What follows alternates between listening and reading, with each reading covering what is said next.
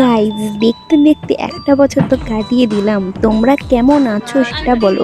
তো আমরা একটা কেক এনে 1 জানুয়ারি দিন নিজেরাই সেলিব্রেট করে নিয়েছিলাম ঘরের মধ্যে। তো হাই গাইজ, কেমন আছো তোমরা সবাই? আশা করি ভালো আছো। আমি খুব ভালো আছি। তো সরি গাইজ, এই ভিডিওটা দিতে প্রচন্ড লেট হয়ে গেছে। কিছু প্রবলেম ছিল গাইজ, তাই।